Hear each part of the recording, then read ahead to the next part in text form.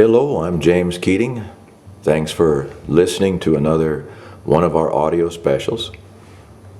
Today we'll talk about the dreamer, high on a hill in El Dorado.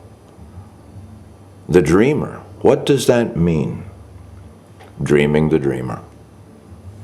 Well, a dream, by many people's standards, doesn't really mean you go to sleep and then you have some kind of nightmare or something. A dream can be more like a vision. Dreaming, as I speak of it, is a controlled act, almost like remote viewing. So dreaming can encompass a vision. It can happen when your eyes are open. It doesn't have to be when you're asleep. The natives of this plateau, the Columbia Plateau, were called the drummer dreamers. The Washani religion. The drummer dreamers, they were dreamers. This was their power. The dreamers even had an effect in Wovoka's ghost dance. I think this is what made so many of the whites afraid, is they knew that power, that dreaming power somehow was there. You say, what do you refer to by dreaming power? Well, as I say, there's a foreknowledge of things, almost like the ability of prophecy and foresight. The ability to communicate with the spirits, the higher order of things is found through the dreaming. And sometimes we see that dreams are just that. They are just things that happen when we're asleep. But that's the common thing, the common person. You could have a bad dream or something like this just because of the type of food maybe you ate. So I'm not really referring to that low level of dreaming. I'm talking about the ability of a warrior with power, or someone who, like a shaman who has that ability, to use this dreaming for more than just something while you're asleep and then you just go on. It means nothing. For us, it means everything. We can do targeted dreaming. So let's say there's a place on the other side of the mountain that you've never been to. Well, it's going to take a long time for you to get your things together and go over to the other side of the mountain. So before you do, why don't you dream it? Dream it right now. People say, well, what does that mean? Well, go there and see it. That's why I'm saying it's a lot like remote viewing. Only where remote viewing has an incredible amount of protocol. Writing things down, taking notes. Now remember, Don Juan Matus warned Carlos Castaneda, and him and Gennaro would laugh at Carlos for taking notes, writing things down, trying to take that path, you see. Because that's the way of our culture right now, the Western world, the so-called sciences. So everything has to have notes, 30 pieces of paper and documentation. In the real world, you don't need that at all. You can do anything you wish. It's a question of intent and willpower. Nor do you need to document this and do that. It has no effect. It's a low level. It's just like anything that you use. You can use a wand or a bell or whatever it may be. This is just an artifact that acts as a crutch. It helps your ability. But the ultimate ability that you seek is you. No crutches, no wands, no nothing. Things work as you have them intent. Your auric field is so strong that your very presence in that place or in that area creates what you wish to create, rather than having to do it with an instrument, something as an enhancer. And we see that. The athame, the wand, the bell. Many of the natives here use bell. They picked it up from let's look at this on a broad spectrum. In the negative way, some religions are called holy rollers. Well, what does the holy roller mean? People say they roll their own joints. No, they do not roll their joints. We're talking about shakers. And you go shakers, Quakers, shakers, rollers. People that get hit with the spirit of the God and begin twitching, jumping, falling to the ground, eyes rolling back, goes right into snake handling. Yes. And it was the Shakers that were out here, the missionaries that used the bells. Well, the natives found that the bell could take you into the second attention state just as easy as could the drum. Wow. So many adapted to that, or adopted it and put it into their ceremonies.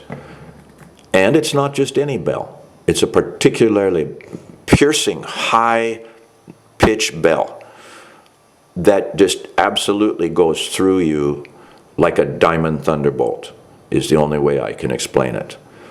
And so when we're talking about these different elements like this is all part of the dreamer experience. That when we dream, this is clarified. People who say, well, I had this dream, but I don't know what it means, then you need to work on that a little bit. It may be giving you a message, but now you need to interpret that.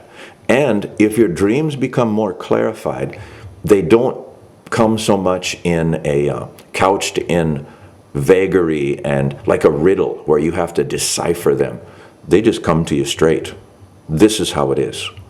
And that's the ultimate goal. But dreams are like wild horses. They're hard to manipulate. They're hard to bring under control. You know, if wishes were fishes, we'd all cast nets. This shit isn't easy, or everybody would be doing it. So, in order to do it, you must be worthy. The vessel must be worthy of containing that power, that ability to guide that intent towards that direction in order to create that effect. Without it, you're shooting blanks. And you'll be lucky catch as catch can. Oh boy, I had a dream. It was about a giant bug that ate a horse and, you know, all this crazy shit. You're going to have to, there's no bugs that eat a giant bug that eats a horse. You're going to have to figure that out on your own. That's still encoded, you might say. If you can get that same message decoded, it will actually mean something quite different. Probably no bugs, no horses. But it came in that way, almost as a code. And that is many people, many dreams. If you become good at this, your dreams will become clear. You will be able to do this awake or asleep, and it will come to you. People say, how do you know that? I know it. You're guessing. I'm not guessing. I could give you experiences that I had doing waking dreaming, and the results were stunning. They weren't off course or whatever. I was blown away at what I was able to do. There was one gentleman even who was in a high position in our city. He was a naysayer. Well, he got together with me. I taught him how to do this, and he was able to do it very quickly. He was absolutely surprised. So the ability to dream, to project ourselves, even astral projection, this is part of a dreamer's ability.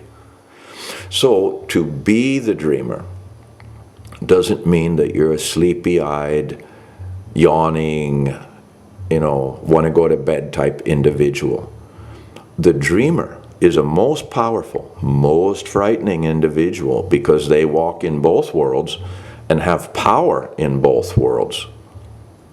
You know, the prophet of the Columbia, Shmohala, and his nephew, Pakayatut, they were dreamers.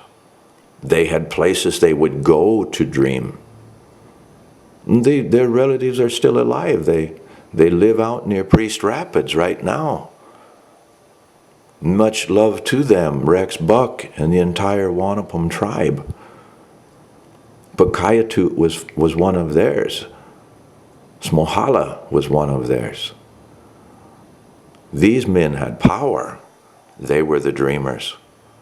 And this is why people, the invaders, worried about them because of that great power. They could see it about them. But, Shmohala himself was kind of a handicap, you see. He had a birth defect. But who else did?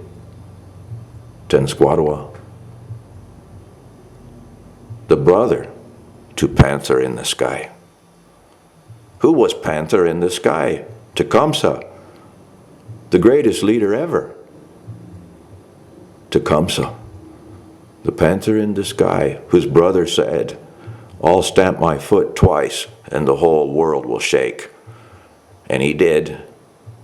And the New Madrid fault line awakened, and the Mississippi River ran backwards for a week. So these dreamers, they do have power, you see. And that's why we still believe in the dreaming way. All great warriors in all great cultures have this ability in common.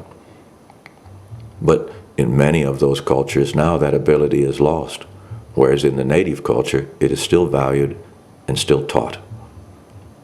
So I encourage you to learn about this greater picture, this greater spectrum of endeavor that it's an internal thing that we do, and never look at it as supernatural. Because what the hell does that even mean? It's natural. It's something you can do. It's just on a super level. It's supernatural. And that's what we're doing.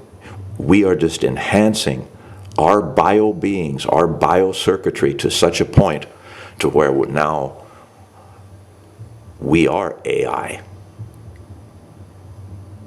Men such as this, we're the original AI. How do you know all this? Because I do. I tap into the Akashic store, where all knowledge of all lifetimes, of all things is there.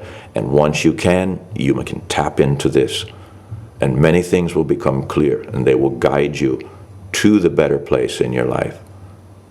We're speaking internally. So, please understand about the dreamer. You too can do this. But you must go beyond the common somnambulance, the sleeping, and take this to the next level. And when you do, then you will have power, then you will have vision. You will have focus and intent. And this is all part of martial art, all part of shamanism. It all comes together. May all your dreams be good. I'm Uncle Jim. Thanks for listening, and I'll talk to you again on the next one.